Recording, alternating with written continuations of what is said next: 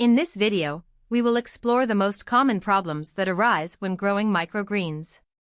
From seeds to soil and everything in between, we'll identify the most common issues and how to fix them.